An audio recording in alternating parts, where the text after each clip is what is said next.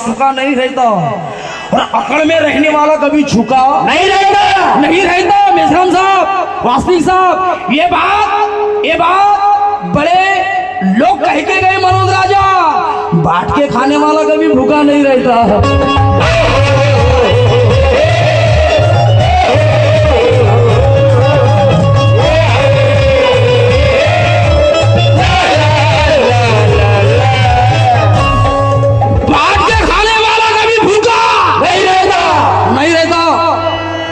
नीलेश भाई कि अमन चैन सुकून से सरोकार नहीं है। अमन चैन सुकून से सरोकार नहीं है और भारत के जनता से जिन्हें प्यार नहीं है, नहीं है। हाँ, जिसे आम्बेडकर, जिसे भारतीय संविधान मंजूर नहीं मनोज राजा, अबे ऐसे कुत्ते को भारत में रहने का अधिकार नहीं है।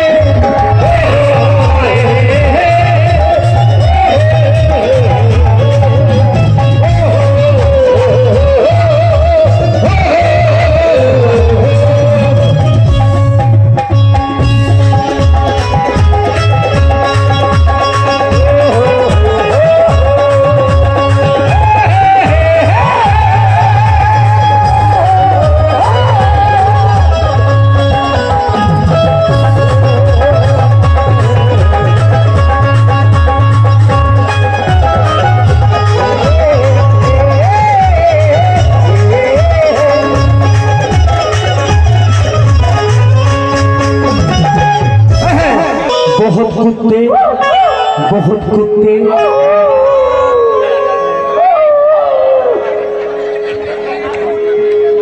इतने भौंकते हैं भीम जी के ज्ञान पर, बहुत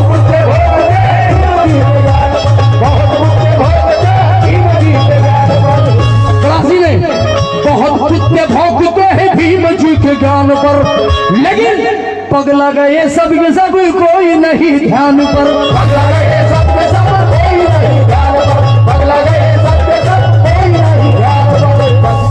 जी, बाबा साहब शादी शुदी हस्ती नहीं है, ये हमारे समाज के बड़ी बुरी बात है हमारे लिए कि बाबा साहब का दिन रात अपमान कर रहे हैं। बाबा साहब के बरोबरी में कोई बैठ नहीं सकता, इतनी बड़ी विचारधारा है।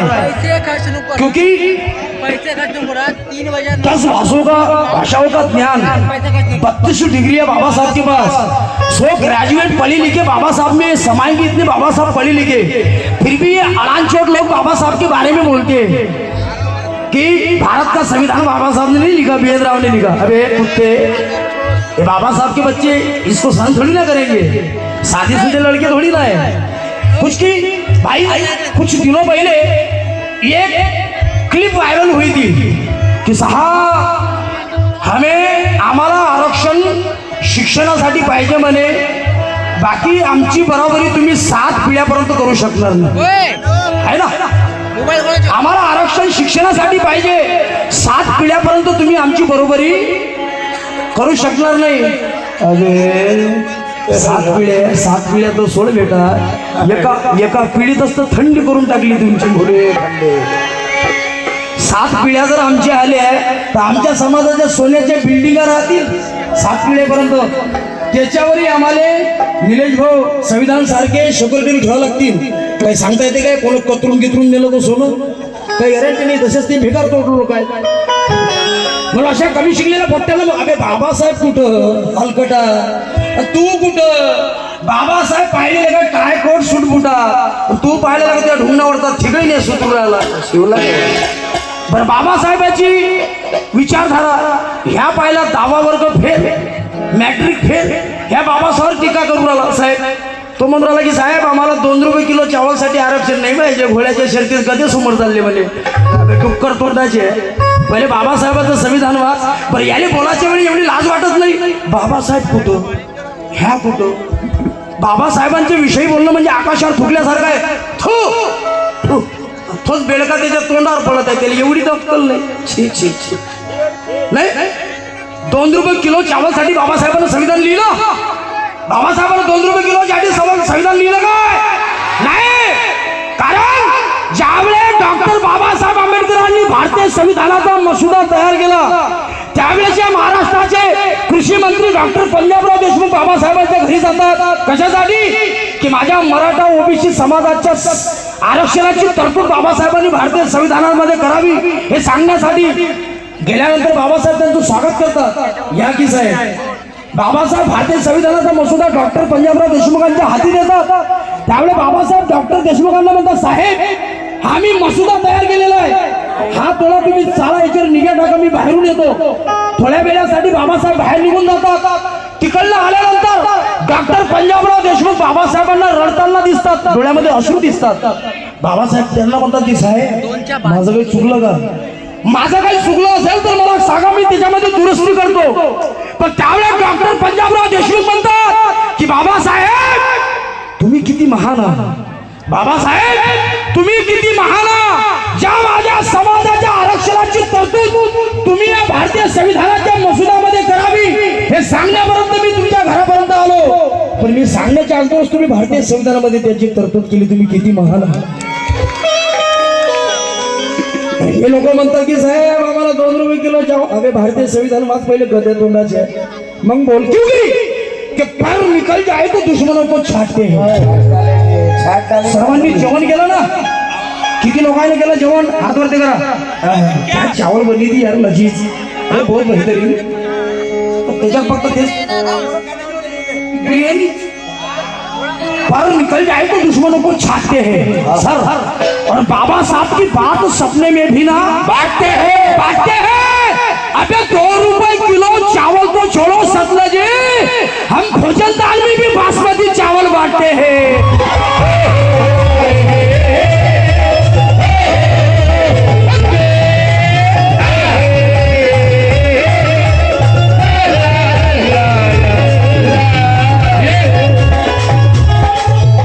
गांव से आए हुए डोंगरे साहब, जिन्होंने मेरा अभी 2 तारीख को प्रोग्राम लगा था मेरे बहन अंजलि दीदी के साथ, बड़े कार्यकर्ता है और दिल से बड़े साहब है. जोरदार ताली बजा दो डोंगरे साहब के लिए. क्या बात है. त्याच्या खात्यात 1500 जमा झाले, हात वरती करा. इमानदारीने करा, त्याच्यात कोणती शरम आहे? त्याच्या काय बापाचा पैसा आहे, आपला टॅक्स. किती महिलांच्या खात्यात 1500 जमा झाले? व्हेरी गुड भाई, नाही व्हेरी गुड. पण ते 1500 तुमच्या खात्यात जमा का झाले याचं कारण शोधलं तुम्ही? नाही ना? मग तुम्हाला सांगतो, ज्या दिवशी तुमच्या खात्यात 1500 जमा झाले, ज्या दिवशी तुमच्या खात्यात 1500 जमा झाले त्याच्या दुसऱ्या दिवशी तेलाचे भाव वाढले. 1200 रुपयाचा तेलाचा पिपा 2500 रुपयाचा झाला. घेणं लाडकी होईल. 1500 पाहिजे साहेब. पण मावल्यांनो, या महाराष्ट्र सरकारला मी म्हणतोय की देवेंद्र फडणवीस महाराष्ट्रात येते ना, देवेंद्र फडणवीस साहेब, अजित पवार साहेब, शिंदे साहेब, या 1500च्या ऐवजी तुम्ही जर या महाराष्ट्रामध्ये शिक्षणावर जास्त लक्ष दिलं असतं, महागाईवर लक्ष दिलं असतं, अबे या महाराष्ट्रातल्या 69,000 जिल्हा परिषद शाळा बंद केल्या, त्याच्यावर जर लक्ष दिलं असतं तर आम्हाला असं वाटलं असतं की खरोखर महाराष्ट्रातले सरकार बाबासाहेबांच्या भारतीय संविधानावर काम करत आहे. पण नाही, तुम्हाला गुलामगिरीकडे पुनश्च वळवण्याचं काम करत आहे. तुमच्या खात्यात 1500 जमा झाले, कशामुळे झाले?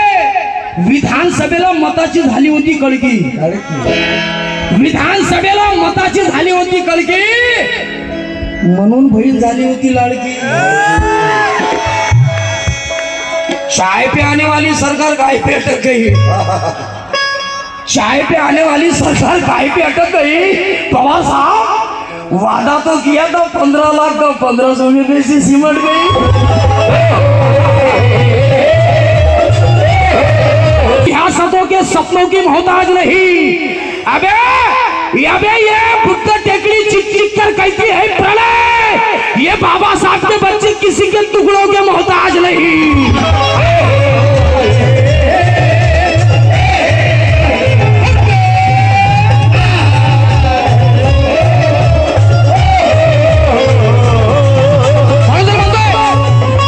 बहुत कुत्ते भौंकते हैं भीम जी के ज्ञान पर, बहुत कुत्ते भौंकते हैं भीम जी के ज्ञान पर, बहुत कुत्ते भौंकते हैं भीम जी के ज्ञान पर.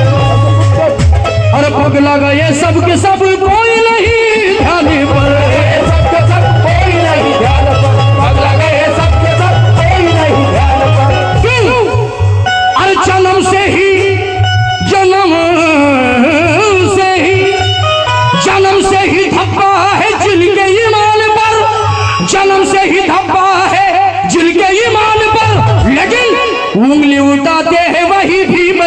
ज्ञान पर उंगली उठाते हैं वही मौली के ज्ञान पर उंगली उठाते हैं वही मौली के ज्ञान पर उंगली उठाते हैं वही कह रहा है सारे जहां का सारे जहां कह रहा है सारे जहां का बुद्धिजीवी जो मैंने है। सभी लोग दोनों हाथ ऊपर करेंगे, दोनों हाथ ऊपर। जो हाथ ऊपर नहीं करेगा मैं ऐसा समझूंगा कि बाबा साहब की औलाद नहीं, आसाराम बाबू की औलाद है। कॅमेरे वाले को याच्यावर कॅमेरा फिरवा। ज्याचा हात खाली आहे त्याचा चेहरा झूम करा, त्याच्या तोंडावरचे पिंपल्स आले तरी चालतील आपल्याला। ताली के साथ रेडी 1 2 1 2 3 भारत का संविधान दो, भारत का संविधान दो बाबा साहब की। जोरात जो नाही म्हणेन त्याच्या तोंडात किडे पडतील। शक्तीवाले आपण जेवढे स्टँडर्ड तेवढे आवाज जोडूया मग। हाथ ऊपर एक बार रेडी 1 जोर से भारत का संविधान दो बाबा साहब की, अरे मेरे बाबा साहब की, जोर से मेरे बाबा साहब की। भारत का संविधान दो बाबा साहब की, भारत का संविधान दो बाबा साहब की, भारत का संविधान दो बाबा साहब की, भारत का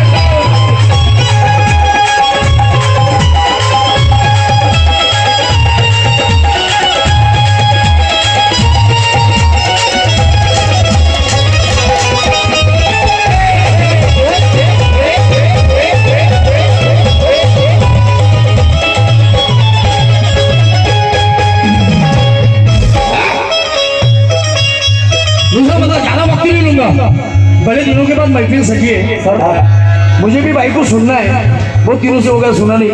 मंजीषा जी को जोरदार ताली बजा दो मंजीषा भाई के लिए। मैं बड़ा पसंद करता हूँ ऐसे गायकों को कि बड़ा सुरीले गाते हैं, बड़ा सुंदर गाते हैं। और इनकी भी लड़ाई मेरी जैसी, पैसे की लड़ाई नहीं है। हाँ गजबी साहब